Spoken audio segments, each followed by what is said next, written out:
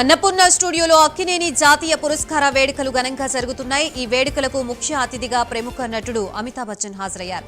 చిరంజీవికి అమితాబ్ చేతుల మీదుగా అక్కినేని అవార్డు ప్రదానం చేశారు. ఈ వేడుకల్లో మెగాస్టార్ చిరంజీవి మాతృమూర్తి అంజనాదేవి పాల్గొన్నారు. అంజనాదేవికి బిగ్ బి అమితాబ్ బచ్చన్ పాదాభివందనం చేశారు. అక్కినేని అవార్డు కార్యక్రమానికి సినీ ప్రముఖులు హాజరయ్యారు. ఏపీలో ఉచిత గ్యాస్ సిలిండర్ల పథకానికి ప్రభుత్వం నిధులు విడుదల చేసింది. గ్యాస్ కంపెనీలు పౌర సరఫరాల జాయింట్ అకౌంట్ కి నిధులు జమ చేసింది. 895 కోట్లు విడుదలకి పాలనా అనుమతులు ఇచ్చింది. ఈ నెల 31 నుంచి ఉచిత గ్యాస్ సిలిండర్ల పథకం అమలు కానుంది. పట్టణ ప్రాంత ప్రజలకి పేమెంట్ చెల్లించిన తర్వాత 24 గంటల్లో డీబీటీ ద్వారా డబ్బులు జమ చేయనుంది సర్కార్. గ్రామాల్లో ఉన్న వారికి 48 గంటల్లో నగదు జమ కానుంది. సచివాలయ భద్రతా సిబ్బందిపై పలు ఆంక్షలు విధిస్తూ ఉత్తర్వులు జారీ అయ్యాయి. సచివాలయ చీఫ్ సెక్యూరిటీ ఆఫీసర్ పేరిట ఈ ఆదేశాలు ఇచ్చారు. సచివాలయం చుట్టూ 2 కిలోమీటర్ల వరకు 144 సెక్షన్ అమల్లో ఉందని సీఎస్ఓ తెలిపారు. సిబ్బంది కదలికలు, సోషల్ మీడియాపై నిఘా ఉంచామని సీఎస్ఓ వెల్లడించారు. పోలీసు అధికారులపై రెచ్చగొట్టే పోస్టులు పెట్టే వాట్సాప్ గ్రూపుల నుంచి తక్షణమే వైదొలగాలని ఆదేశించారు. ప్రభుత్వం పోలీసు శాఖకి వ్యతిరేకంగా ఎలాంటి పోస్టులు షేర్, లైక్ చేయకూడదని హెచ్చరించారు. తప్పు జరిగితే వెంటనే శాఖపరమైన చర్యలు తప్పవని సీఎస్ఓ స్పష్టం చేశారు. ఆర్థిక శాఖపై ముఖ్యమంత్రి చంద్రబాబు సమీక్ష నిర్వహించారు. సచివాలయంలో ఏర్పాటు చేసిన సమావేశానికి ఆర్థిక శాఖ మంత్రి పయ్యావుల కేశవ్తో పాటు ఉన్నత అధికారులు హాజరయ్యారు. రాష్ట్ర తాజా ఆర్థిక పరిస్థితి, రాబడి, ఆదాయంతో పాటు పన్నుల వాటా తదితర అంశాలపై సీఎం చర్చించారు. అంతేకాకుండా అసెంబ్లీ సమావేశాలు, బడ్జెట్ తదితర అంశాలతో పాటు తెలంగాణ నుంచి రావాల్సిన బకాయిలు, అప్పులపై సీఎం సమీక్షించారు.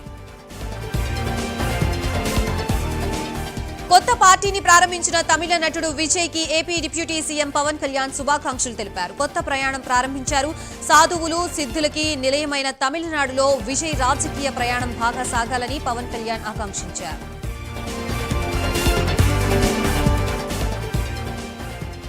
దీపావళి సందర్భంగా రాష్ట్రంలో ఉచిత గ్యాస్ సిలిండర్ల పంపిణీ చేపడుతున్న ఏపీ పౌర సరఫరాల శాఖ మంత్రి నాదెండ్ల మనోహర్ తెలిపారు. ఈ పథకానికి దీపం 2గా నామకరణం చేశామన్నారు. దీనికోసం 900 కోట్ల రూపాయలు ముందుగానే గ్యాస్ కంపెనీలకు చెల్లిస్తున్నామని చెప్పారు. లబ్ధిదారులు ఈ నెల 29 నుండి బుకింగ్ చేసుకోవచ్చని తెలిపారు. గుంటూరు జిల్లా ఇన్ఛార్జి మంత్రి కందుల దుర్గేష్తో కలిసి జిల్లాకి రావాల్సిన నిధులపై చర్చించినట్లు మనోహర్ పేర్కొన్నారు.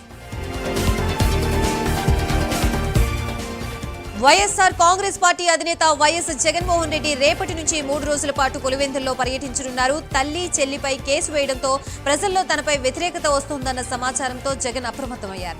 ఈ నేపథ్యంలో బంధువులు, నియోజకవర్గ ముఖ్యులకు వివరణ ఇచ్చేందుకు పులివెందుల పర్యటన చేపట్టారని తెలుస్తోంది. పులివెందుల పర్యటనలో 3 రోజులు ఇంటికే పరిమితమై బంధువులు, శ్రేయోభిలాషులతో జగన్ సమావేశమవుతారు. కేసుకు సంబంధించి బంధువులకి తన అభిప్రాయాన్ని వెల్లడిస్తారని సమాచారం. రాష్ట్రంలో కాంగ్రెస్ పార్టీని బలోపేతం చేసేందుకు జిల్లా, నియోజకవర్గ, మండల స్థాయి నాయకులతో ప్రత్యేక సమావేశాలు జరిగాయని ఏపీసీసీ చీఫ్ వైఎస్ షర్మిలారెడ్డి తెలిపారు. ఈ సమీక్షా సమావేశాల్లో పలు కీలక అంశాలపై చర్చించినట్లు ఆమె సామాజిక మాధ్యమం ఎక్స్ ద్వారా వివరించారు. ఈ రాష్ట్రంలో క్రెడిబిలిటీ ఉన్న ఏకైక పార్టీ కాంగ్రెస్ మాత్రమేనని షర్మిల చెప్పారు. మత రాజకీయాలు చేస్తున్నందుకు బీజేపీ, హామీలిచ్చి మోసం చేసినందుకు వైసీపీ, ఇచ్చిన హామీల్ని అమలు చేయడంలో చేతులెత్తేస్తున్న టీడీపీ, జనసేన పార్టీలకు క్రెడిబిలిటీ లేదని ప్రజలకి అర్థమైందన్నారు.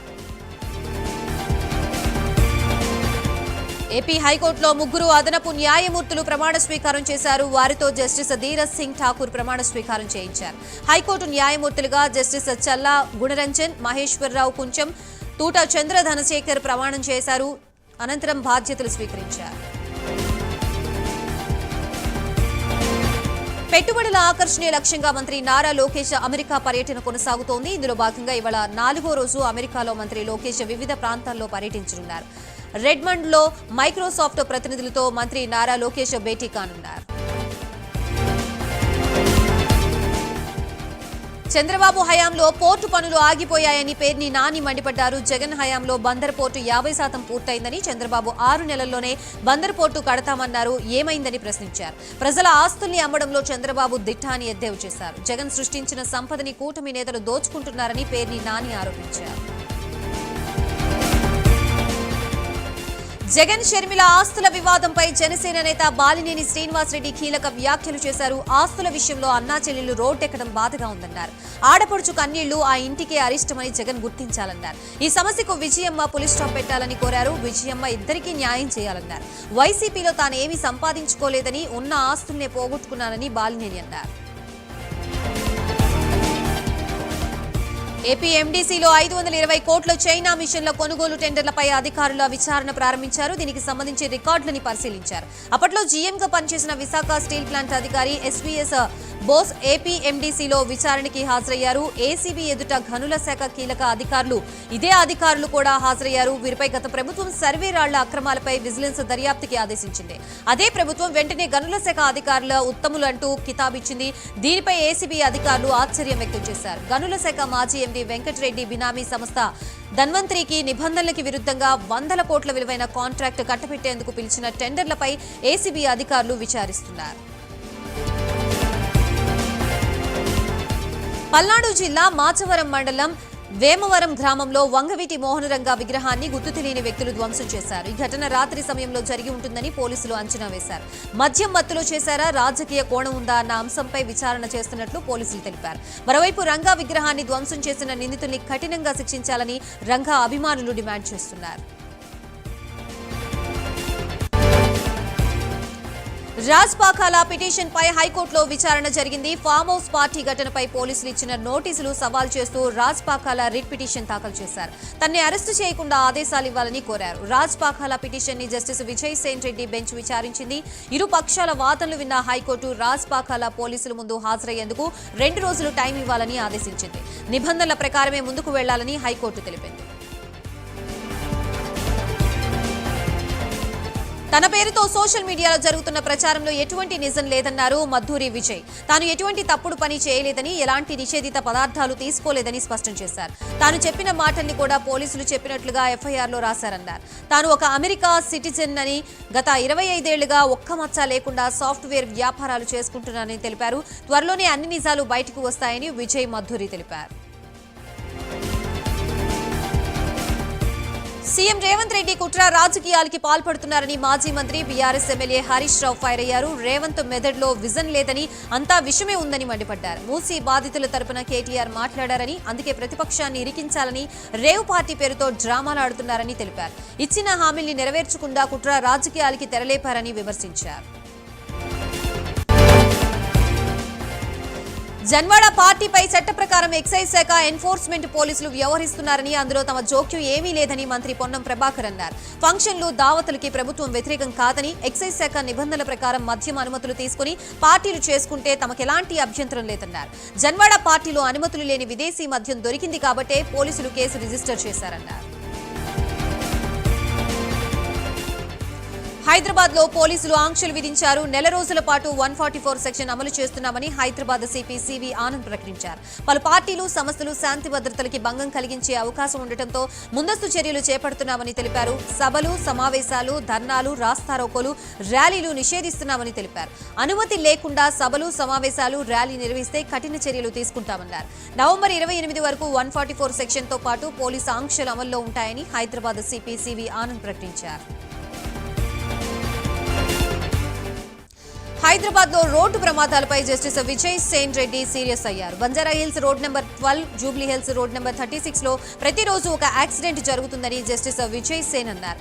బడాబాబులు సంపాదిస్తుంటే వారి పిల్లలు పబ్బుల్లో హంగామా చేస్తూ ర్యాష్ డ్రైవింగ్ చేస్తున్నారని మండిపడ్డారు. జూబ్లీ హిల్స్, బంజారా హిల్స్ లోనే 55 నుంచి 60 పబ్బులు ఉన్నాయని, పబ్బుల వద్ద స్పెషల్ డ్రైవ్లు పెట్టి ప్రమాదాలు నివారించాలని జస్టిస్ విజయ్ సేన్ రెడ్డి తెలిపారు. దేశవ్యాప్తంగా జనగణన చేసేందుకు కేంద్ర ప్రభుత్వం సిద్ధమైంది. వచ్చే ఏడాది నుంచి జనాభా లెక్కించాలని కేంద్రం నిర్ణయం తీసుకుంది. జనగణన 2026 వరకు కొనసాగుతుందని అధికారులు చెబుతున్నారు. 2021లో జరగాల్సిన జనగణన కరోనా కారణంగా వాయిదా పడింది. జనాభా లెక్కల అనంతరం లోక్సభ స్థానాల డిలిమిటేషన్ చేసే అవకాశం ఉన్నట్లు తెలుస్తోంది. గత ఏడాది చైనా జనాభాని భారత్ దాటేసిందని ఐక్యరాజ్య సమితి ప్రకటించింది. తెలంగాణలో అసెంబ్లీలో జరుగుతున్న పీఏసీ మీటింగ్ ని బీఆర్ఎస్ సభ్యులు బాయ్కాట్ చేశారు. అసెంబ్లీ సాంప్రదాయాలకు విరుద్ధంగా అప్రజాస్వామికంగా పీఏసీ చైర్మన్ ని నియమించినందుకు బీఆర్ఎస్ సభ్యులు వేముల, సత్యవతి రాథోడ్, ఎల్ రమణలు సమావేశంలో నిరసన తెలిపారు. గతంలో ఎప్పుడు ప్రతిపక్ష పార్టీలకే పీఏసీ చైర్మన్ పదవి ఇచ్చేవారని మాజీ మంత్రి వేముల ప్రశాంత్ రెడ్డి అన్నారు. ముంబై నటి జత్వానీ కేసులో వైసీపీ నేత కుక్కల విద్యాసాగర్ కి హైకోర్టులో చుక్కెదురైంది. తన రిమాండ్ ని రద్దు చేయాలని కోరుతూ విద్యాసాగర్ వేసిన పిటిషన్ ని హైకోర్టు కొట్టివేసింది. విద్యాసాగర్ అరెస్టు విషయంలో జోక్యానికి హైకోర్టు నిరాకరించింది. హైడ్రా కూల్చివేతల భయం కారణంగా కుకట్పల్లిలో ప్రాణాలు కోల్పోయిన బుచ్చమ్మ కుటుంబాన్ని బీఆర్ఎస్ వర్కింగ్ ప్రెసిడెంట్ కేటీఆర్ పరామర్శించారు. బుచ్చమ్మ కుటుంబానికి అండగా ఉంటామని భరోసా ఇచ్చారు. అద్దం పద్దం లేకుండా అనాలోచితంగా గుడ్డెద్దు చేలో పడినట్లు ఇష్టం వచ్చినట్లు కుకట్పల్లిలోని నల్లా చెరువు వద్ద కూల్చివేశారని కేటీఆర్ విమర్శించారు. హైడ్రా అనే బ్లాక్మెయిల్ సంస్థని పేదల మీదకి ఉసుగొల్పి నోటీసులు ఇవ్వకుండానే మీ ఇళ్లు కూలగొడతామంటూ భయానిక వాతావరణాన్ని ప్రభుత్వం సృష్టించిందని కేటీఆర్ దుయ్యబట్టారు. తెలంగాణ పోలీసు శాఖ మరో సంచలన నిర్ణయం తీసుకుంది. ఉద్యమం చేస్తున్న పోలీసులపై ఉక్కుపాదం మోపింది. నిరసన చేస్తున్న బెటాలియన్ పోలీసులపై కఠిన చర్యలు తీసుకున్నారు. అధికారుల సూచనలు కాదని నిరసనకు దిగిన 10 మంది కానిస్టేబుళ్లని సర్వీస్ నుంచి తొలగిస్తూ ఉన్నతాధికారులు ఉత్తర్వులు జారీ చేశారు. డాక్టర్ బిఆర్ అంబేద్కర్ కోనసీమ జిల్లా మండపేట మండలం ఎడిద గ్రామంలో విషాదం చోటు చేసుకుంది. దీపావళి కోసం కల్లి కృష్ణ కుటుంబ సభ్యులు ఇంట్లో బాణాసంచా తయారు చేస్తూ ఉండగా పేలుడు సంభవించింది. ఈ ఘటనలో కృష్ణ మరణించాడు. మరో 4 గాయపడ్డారు. వీరిలో 3 పరిస్థితి విషమించింది. దీంతో వారిని మండపేట ప్రభుత్వ ఆసుపత్రికి, సిబ్బంది కాకినాడ ప్రభుత్వ ఆసుపత్రికి తరలించారు. హైదరాబాద్ లోని బంజారాహిల్స్ పిఎస్ పరిధిలో విషాదం చోటు చేసుకుంది. మోమోస్ తిని నందినగర్ లో ఉన్న మహిళ మరణించింది. మృతురాల్ని సింగాడికుంట నివాసిగా గుర్తించారు. మరో 20 మంది అస్వస్థతకు గురయ్యారు. బాధితుల్ని చికిత్స నిమిత్తం ఆసుపత్రికి తరలించారు. వాంతులు, విరోచనాలు, కడుపు నొప్పి వంటి లక్షణాలతో నందినగర్ లో పలువురు ఫిర్యాదు చేశారు. దీంతో ఘటన వెలుగులోకి వచ్చింది. ఈ ఘటనపై బంజారాహిల్స్ పోలీసులు ఫిర్యాదు నమోదు చేసి దర్యాప్తు చేపట్టారు. మోమోస్ అమ్మిన వ్యక్తి వద్ద నుంచి ఆహార నమూనాల్ని సేకరించారు.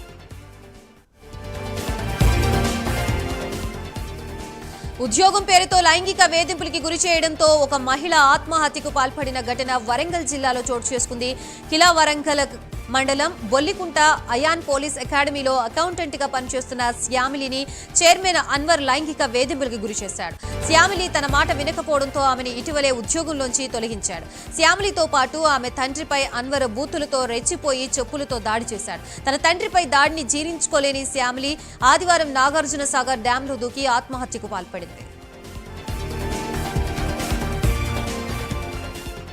శ్రీకాళహస్తిలో 16 ఏళ్లుగా సంఘమిత్రగా పనిచేస్తున్న రేవతి ఆత్మహత్యాయత్నానికి పాల్పడ్డారు. తనని ఉద్యోగం నుంచి తొలగించడంతో మనస్తాపానికి గురైన సంఘమిత్ర బలవన్మరణానికి ప్రయత్నించారు. అయితే ఆత్మహత్యాయత్నానికి ముందు ఆమె ఎమ్మెల్యే బొజ్జల సుధీర్ భార్యకి సెల్ఫీ వీడియో పంపి తన బాధను వెల్లడించింది. రాజకీయ ఒత్తిళ్ల వల్ల తన ఉద్యోగం పోయిందని ఆరోపించింది. ప్రస్తుతం సంఘమిత్ర ఆసుపత్రిలో చికిత్స పొందుతున్నారు. ఈ ఘటనపై పోలీసులు కేసు నమోదు చేసి దర్యాప్తు చేస్తున్నారు. హైదరాబాద్ తకారం గేట్లో దారుణం జరిగింది. ఆస్తి కోసం భర్త రమేష్ కుమార్ ని 2వ భార్య నిహారిక హత్య చేసింది. ఈ కేసులో పోలీసులు 2వ భార్య నిహారికతో పాటు 2ని అరెస్ట్ చేశారు. మొదటి ప్రియుడు రాణాతో కలిసి రమేష్ ని హత్య చేసి ఆ తర్వాత 2వ ప్రియుడు నిఖిల్ సాయంతో కర్ణాటకలోని కాఫీ తోటలో శవాన్ని ముక్కలు చేసి కాల్చేశారని పోలీసులు తెలిపారు.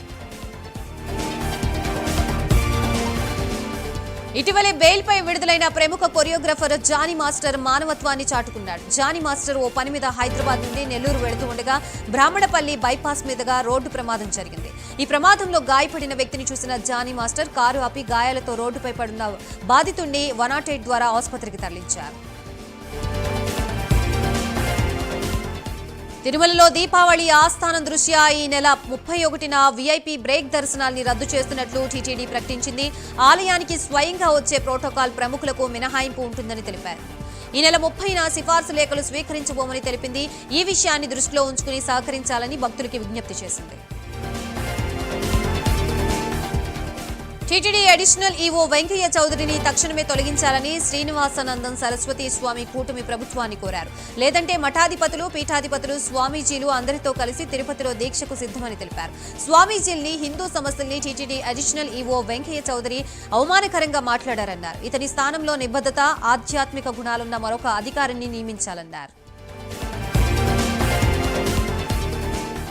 మాజీ మంత్రి జనసేన నేత బాలినేని శ్రీనివాస్ రెడ్డికి ఏపీ హైకోర్టు షాక్ ఇచ్చింది. ఇటీవల జరిగిన ఆంధ్రప్రదేశ్ అసెంబ్లీ ఎన్నికల్లో ఒంగోలు నియోజకవర్గంలో అవకతవకలు జరిగాయంటూ బాలినేని శ్రీనివాస్ రెడ్డి హైకోర్టులో పిటిషన్ దాఖలు చేశారు. ఒంగోలు నుంచి పోటీ చేసి ఓడిపోయిన బాలినేని తన ఓటమికి ఈవీఎంలే కారణమని ఆరోపించారు. ఈవీఎంలో అక్రమాలు జరిగాయని, వీటిలో రీపోలింగ్ నిర్వహించాలని ఎన్నికల సంఘాన్ని గతంలో కోరారు. వీవీప్యాట్ స్లిప్పులపై లెక్కించాలని ఆదేశించాలంటూ పిటిషన్లో బాలినేని శ్రీనివాస్ రెడ్డి హైకోర్టుని అభ్యర్థించారు. అయితే బాలినేని శ్రీనివాస్ రెడ్డి పిల్ని విచారించిన హైకోర్టు పిటిషన్ కొట్టివేస్తూ నిర్ణయం తీసుకుంది. రాష్ట్ర అభివృద్ధి కోసం సీఎం చంద్రబాబు ఉచిత ఇసుక పాలసీ విధానాన్ని తీసుకొచ్చారని మంత్రి నారాయణ తెలిపారు. నెల్లూరు సిటీ పరిధిలోని భగత్ సింగ్ కాలనీ, బోడిగాడితోట, గాంధీ గిరిజన కాలనీ, పొర్లుకట్ట తదితర ప్రాంతాల్లో ఇసుక రీచ్లని అధికారులు, టీడీపీ నాయకులతో కలిసి ఆయన ఆకస్మికంగా తనిఖీ చేశారు. ప్రజలు ఇబ్బందులు పడకుండా వారికి ఇసుకను అందించాలని అధికారుల్ని ఆదేశించారు. గత వైసీపీ ప్రభుత్వ పాలనలో పలు జీవోల్ని జారీ చేసి గోప్యంగా ఉంచారు. ఈ విషయం తెలుసుకున్న కూటమి ప్రభుత్వం గోప్యంగా ఉంచిన జీవోల్ని బహిర్గతం చేసేందుకు సిద్ధమయ్యారు. ఇందులో భాగంగా 2021 ఆగస్టు 15 నుంచి 2024 ఆగస్టు 28 వరకు రహస్యంగా ఉంచిన జీవోల్ని జీఓఐఆర్లో ఉంచాలని కూటమి ప్రభుత్వం ఉత్తర్వులు జారీ చేసింది. కేటీఆర్ నిజాయితీ పరుడైతే నేరుగా ఆయనే వెళ్లి నార్కోటిక్ టెస్టు చేయించుకోవాలని తెలంగాణ ప్రభుత్వ సలహాదారు షబ్బీర్ అలీ సూచించారు. ఫ్యామిలీ పార్టీలో డ్రగ్స్, ఇంపోర్టెడ్ లిక్కర్, క్యాసినో సామగ్రి ఉంటాయా అని ఆయన ప్రశ్నించారు. అక్కడ రెగ్యులర్ గా రేవ్ పార్టీ జరుగుతుందని మాకు సమాచారం ఉంది. ఎవరు డ్రగ్స్ సరఫరా చేస్తున్నారనేది కూడా విచారణ తర్వాత తెలుస్తోంది. పూర్తి ఆధారాలు విచారణ తర్వాత బయటపడతామని షబ్బీర్ అలీ పేర్కొన్నారు. దేశంలో జంతువులకి లెక్కలు ఉన్నాయి. 65% ఉన్న ఓబీసీల సంఖ్య ఎంతో తెలియదని మాజీ మంత్రి శ్రీనివాస్ గౌడ్ అన్నారు. ఓబీసీల కులగణన జరిగితే ప్రభుత్వాలపై తిరుగుబాటు వస్తుందని భయపడుతున్నారని ఆయన తెలిపారు. కులగణన చేసే అధికారం రాష్ట్రాలకి ఎందుకు ఇవ్వడం లేదని శ్రీనివాస్ గౌడ్ ప్రశ్నించారు. బీసీ డిక్లరేషన్ వల్లనే బీసీలు కాంగ్రెస్ పార్టీకి ఓట్లు వేశారు. కాంగ్రెస్ పార్టీ బీసీలకు ఇచ్చిన హామీల్ని నెరవేర్చాలని శ్రీనివాస్ గౌడ్ డిమాండ్ చేశారు.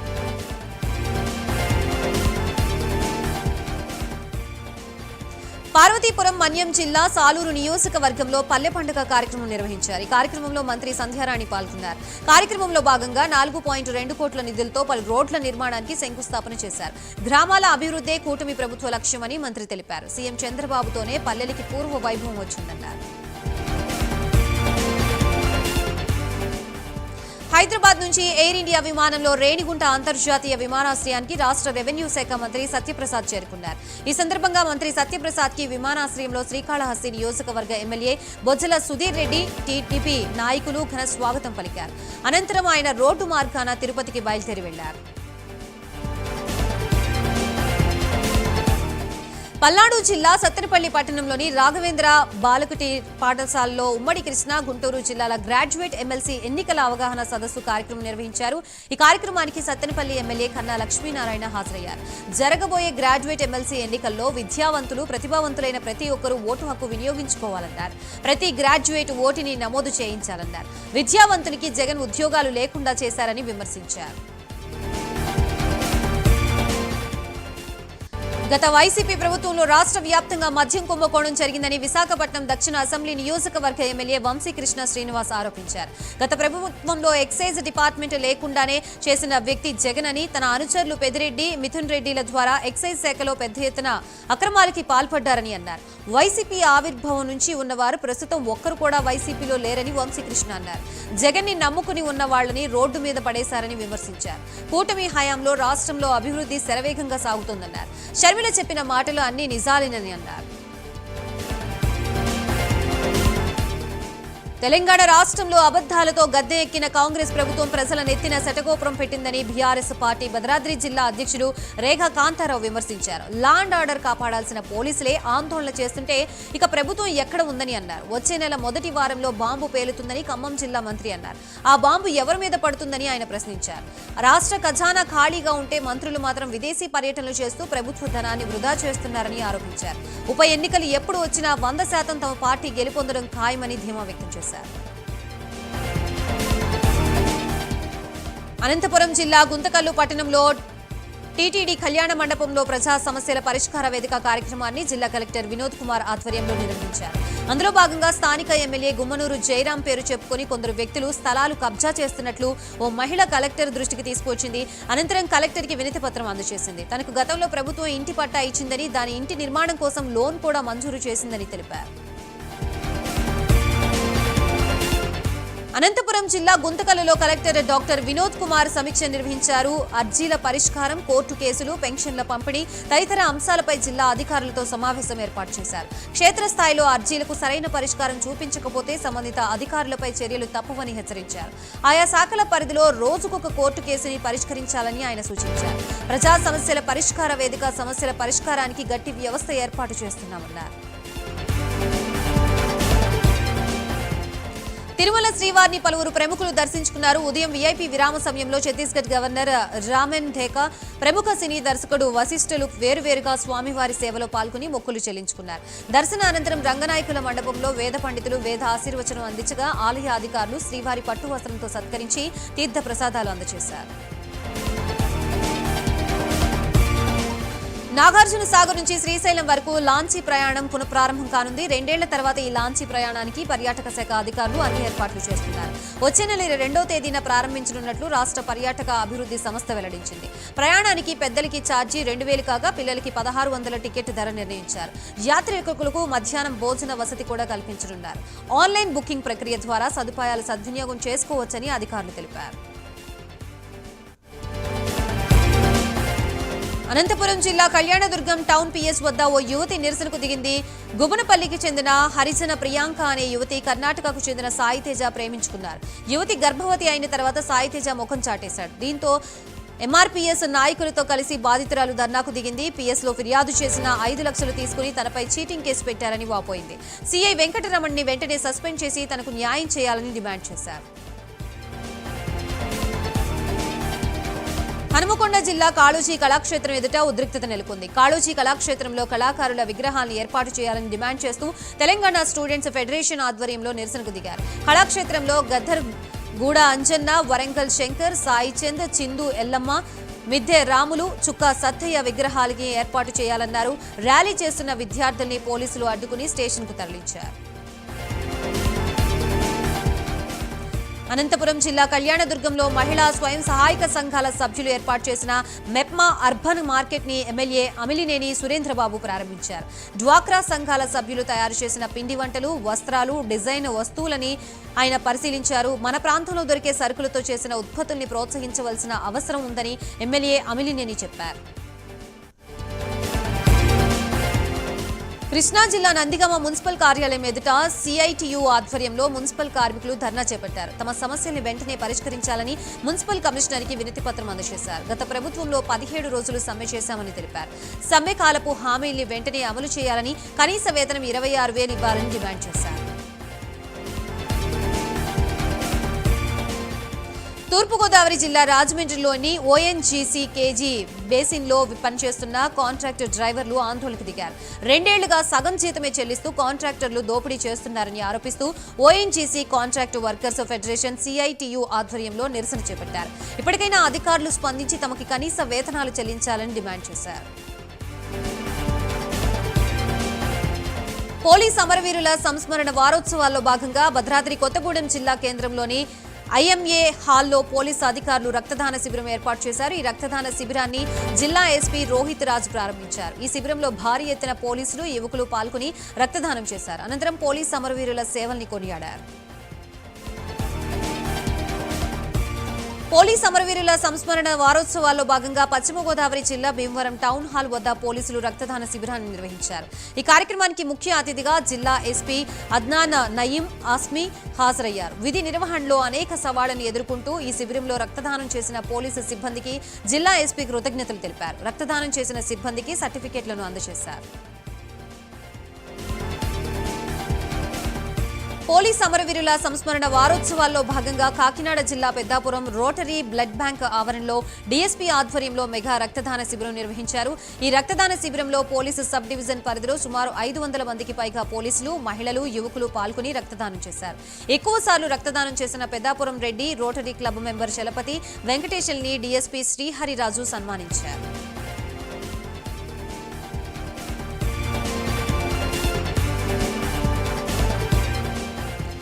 పశ్చిమ గోదావరి జిల్లా ఆకివీడులో దొంగతనాలకి పాల్పడుతున్న ఇద్దరు దొంగల్ని అరెస్ట్ చేశామని పోలీసులు తెలిపారు. వెంకన్నబాబు, వాన లక్ష్మణరావు అనే ఇద్దరు వ్యక్తులు పిఎస్ పరిధిలో 15 ఇళ్లలో చోరీలకు పాల్పడ్డారన్నారు.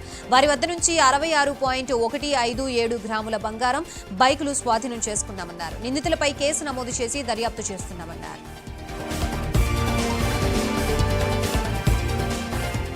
పోలీస్ అమరవీరుల సంస్మరణ వారోత్సవాల్లో భాగంగా సూర్యాపేట జిల్లా కేంద్రంలో పోలీస్ అమరవీరుల 2K రన్ నిర్వహించారు. ఈ కార్యక్రమానికి ముఖ్య అతిథిగా జిల్లా ఎస్పీ సన్ప్రీత్ సింగ్ హాజరయ్యారు. శాంతి భద్రతల కోసం ప్రాణత్యాగాలు చేసిన పోలీస్ అమరవీరుల సేవలు ప్రజల్లో ఎప్పటికీ గుర్తుండిపోతాయని జిల్లా ఎస్పీ అన్నారు. విద్యార్థులు, యువతీ యువకులు, అధికారులు, పోలీసు సిబ్బంది 2K రన్లో ఉత్సాహంగా పాల్గొన్నారు. తూర్పుగోదావరి జిల్లా రాజమండ్రిలోని ఓఎన్జీసీ కేజీ బేసిన్లో పనిచేస్తున్న కాంట్రాక్ట్ డ్రైవర్లు ఆందోళనకు దిగారు. 2 ఏళ్లుగా సగం జీతమే చెల్లిస్తూ కాంట్రాక్టర్ని దోపిడీ చేస్తున్నారన్నారు. ONGC contract workers federation CITU ఆధ్వర్యంలో నిరసన చేపట్టారు.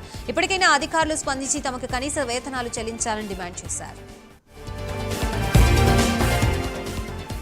ప్రకాశం జిల్లా ఖమ్మం పట్టణంలోని కందులాపురం సెంట్రల్లో అక్రమంగా ఓ గోదాంలో నిల్వ ఉంచిన టపాసుల్ని పోలీసులు పట్టుకున్నారు. సుమారు 3,75,000 రూపాయలు విలువ చేసే టపాసుల్ని స్వాధీనం చేసుకున్నారు. అక్రమంగా నిల్వ ఉంచిన వ్యక్తిపై పోలీసులు కేసు నమోదు చేశారు. అనుమతులు లేకుండా టపాసులు అమ్మినా, నిల్వ ఉంచినా కఠిన చర్యలు తీసుకుంటామని సీఐ మల్లికార్జున హెచ్చరించారు.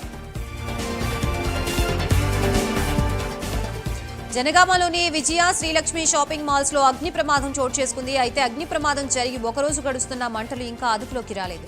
షార్ట్ సర్క్యూట్ తో చెలరేగిన మంటలు కాంప్లెక్స్ చుట్టుపక్కల నిర్మాణాలకి వ్యాపించాయి. అగ్నిమాపక సిబ్బంది 5 ఫైర్ ఇంజిన్ల ద్వారా మంటల్ని అదుపు చేశారు. ఈ ప్రమాదంలో విలువైన వస్త్రాలు కాలి బూడిదయ్యాయి. పల్నాడు జిల్లా మాచవరం మండలం వేమవరంలో మొసలి కనిపించడంతో కలకలం రేగింది.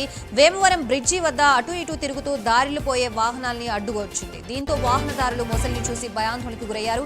స్థానికులు చూస్తూ ఉండగానే మొసలి పొలాల్లో నీటి మడుగుల్లోకి వెళ్లి కనిపించకుండా పోయింది. సమాచారం అందుకున్న అటవీ శాఖ అధికారులు రంగంలోకి దిగి మొసలిని బంధించేందుకు గాలింపు చేపట్టారు.